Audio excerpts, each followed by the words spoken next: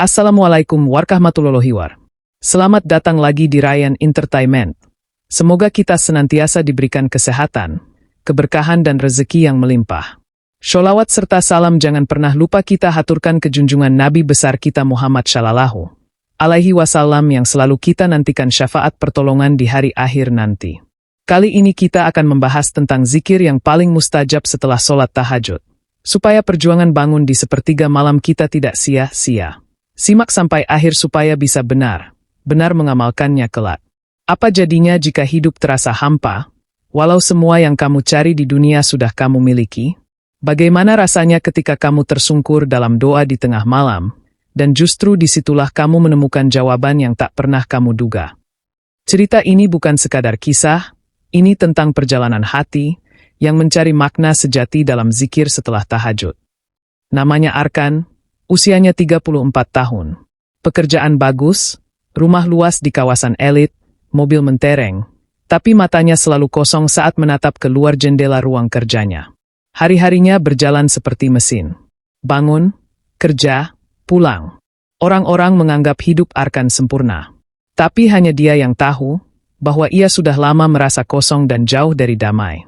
Sampai suatu malam, pukul 2.43 dini hari. Hujan tipis mengguyur atap rumahnya, membuat malam terasa semakin dingin dan sunyi. Arkan terbangun, tak biasanya. Ia bukan tipe orang yang bangun malam untuk ibadah. Tapi malam itu, hatinya gelisah. Seperti ada sesuatu yang memanggilnya. Ia duduk di pinggir ranjang. Lalu entah kenapa, ia mengambil air wudhu. Kaki dinginnya melangkah ke ruang tengah. Di sana, dia hamparkan sajadah. Dengan ragu, ia berdiri. Tak fasih, tak lancar, tapi malam itu, untuk pertama kalinya setelah sekian lama, Arkan menunaikan sholat tahajud. Air matanya jatuh, tanpa diminta. Bukan karena sedih, tapi karena hati yang selama ini kosong, kini seolah diisi perlahan. Ada sesuatu yang kembali hidup. Setelah 2 rakaat penuh tangis dan lirih doa, ia tak langsung berdiri. Ia duduk, dan hanya berbisik satu kalimat. Ya Allah, aku lelah. Kemudian, tanpa ia sadari, ia mengucap, Subhanallah, Alhamdulillah, Allahu Akbar. Berulang-ulang. Awalnya gugup, lalu semakin khusyuk. Tangannya memegang tasbih, tapi hatinya jauh lebih sibuk menghitung betapa ia selama ini lupa. Malam itu menjadi awal dari perubahan hidupnya. Arkan mulai mengulangi zikir tersebut setiap selesai tahajud. Ia tak tahu apa yang berubah dalam dirinya, tapi ia bisa merasakannya. Setiap Subhanallah membuatnya merasa kecil di hadapan Allah. Setiap Alhamdulillah membawanya pada kenangan akan nikmat yang selama ini ia abaikan. Setiap Allahu Akbar mengingatkannya bahwa dunia bukan segalanya. Namun, hidup Arkan tidak langsung menjadi mudah. Keesokan paginya, ia tetap menghadapi tekanan kantor. Target, rapat, klien. Tapi ada yang beda. Ketenangan dalam dirinya tidak mudah goyah. Ia mulai mendekati ibunya, yang dulu sempat renggang hubungannya. Mulai melihat anak-anaknya tidak sekadar sebagai tanggung jawab, tapi sebagai amanah. Dan istrinya? Ia mulai menangis saat Arkan mengajaknya sholat berjamaah untuk pertama kalinya sejak mereka menikah 10 tahun lalu. Namun, ujian besar belum datang.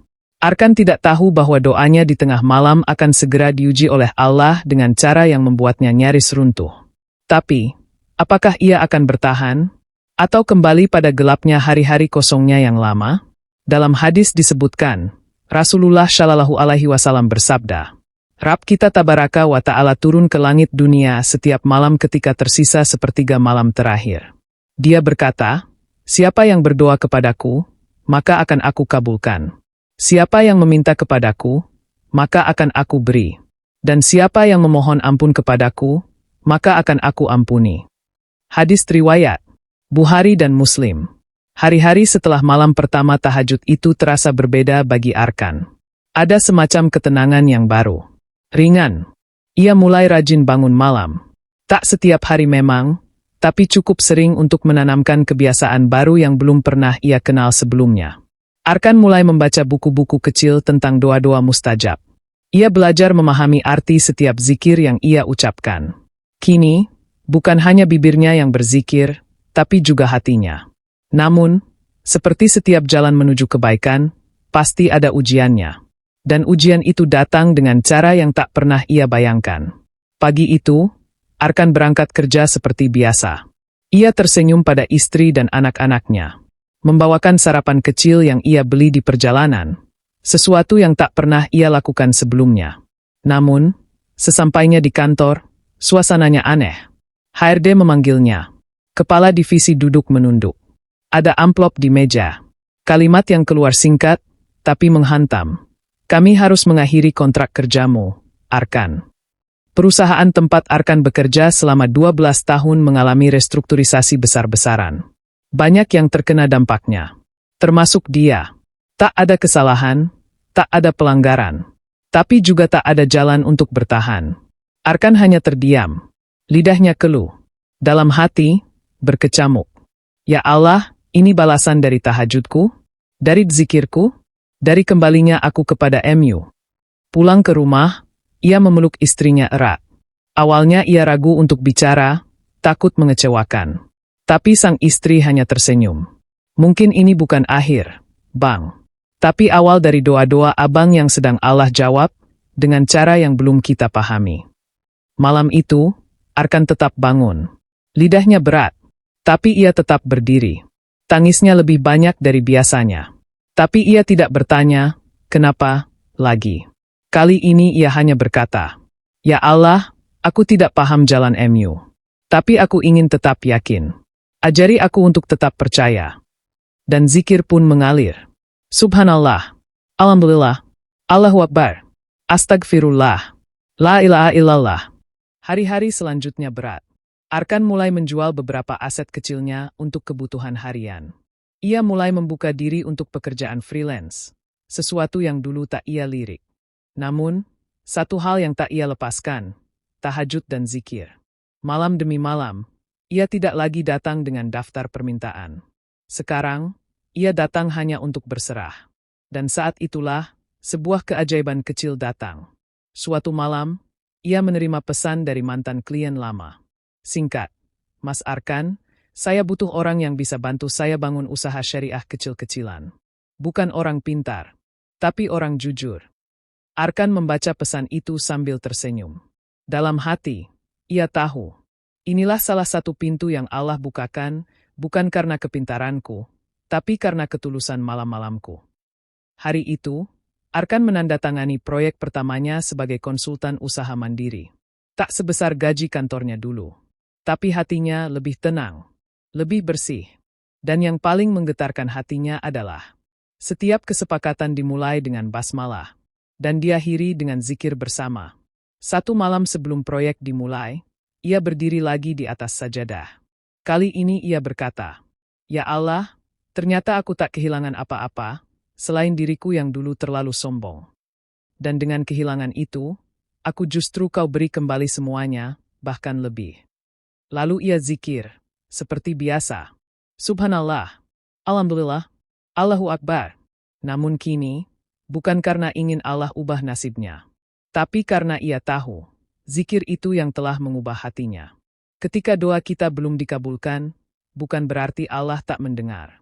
Mungkin, Allah sedang membersihkan hati kita, agar saat dikabulkan nanti, kita siap untuk menerimanya dengan lapang. Waktu terus berjalan. Sudah hampir 1 tahun sejak malam pertama Arkan kembali menyentuh sajadah di sepertiga malam. Banyak hal yang telah berubah. Dari luar, mungkin tak semewah dulu. Mobilnya kini sederhana, kantornya kecil dan menyatu dengan rumah. Namun dari dalam, Arkan adalah manusia yang benar-benar baru. Ia tak lagi bangun malam untuk mencari solusi semata. Kini, ia bangun karena rindu. Rindu berdiri sendirian di hadapan Allah. Rindu menunduk di keheningan. Rindu membisikkan namanya sambil menyeka air mata. Zikir bukan lagi rutinitas. Ia adalah nafas. Subhanallah. Alhamdulillah. Allahu Akbar. Bukan sekadar hitungan dengan tasbih. Tapi menjadi napas yang menemani setiap langkah Arkan. Di tengah kesibukannya membangun bisnis syariah yang perlahan tumbuh, Arkan juga mulai aktif di masjid komplek. Ia tidak banyak bicara, tapi sikapnya menenangkan. Orang-orang mulai mengenalnya sebagai pribadi yang ramah, tenang, dan tulus. Suatu malam, seorang remaja bernama Fikri mendekatinya setelah Isya. "Pak Arkan, boleh saya tanya sesuatu?" "Tentu, Fikri. Duduk sini." Fikri menunduk, malu. "Saya, akhir-akhir ini susah tidur, Pak. Hati saya gelisah terus. Saya lihat Bapak selalu tenang. Apa rahasianya?" Arkan tersenyum. "Dulu saya juga seperti kamu, Fikri. Bahkan lebih buruk. Saya punya segalanya, tapi hati saya kosong. Sampai akhirnya saya berhenti lari ke dunia, dan mulai datang ke Allah, di waktu yang jarang orang pilih. Malam." Fikri mengangguk pelan. "Coba kamu mulai tahajud. Tak usah lama. 2 rakaat pun cukup. Setelah itu, kamu duduk. Ucapkan zikir pelan-pelan. Tak perlu menghafal banyak. Cukup. Subhanallah, Alhamdulillah, Allahu Akbar. Dan rasakan kata-katanya." Fikri bertanya polos. "Kalau saya belum paham artinya?" Arkan menepuk pundaknya. "Kamu akan paham bukan dengan otakmu dulu, tapi dengan hatimu. Paham itu datang dari pengalaman. Bukan sekadar bacaan." Hari-hari berikutnya, Arkan mulai rutin mengisi kajian kecil di musala komplek. Ia tak pernah menyebut masa lalunya yang penuh materi. Tapi orang-orang bisa merasakan bahwa apa yang ia sampaikan berasal dari hati yang telah dilatih oleh zikir. Suatu malam, ia kembali ke sajadah. Bersama anak laki-lakinya, Malik, yang kini berusia 7 tahun. "Abi, aku mau ikut tahajud juga," kata Malik polos.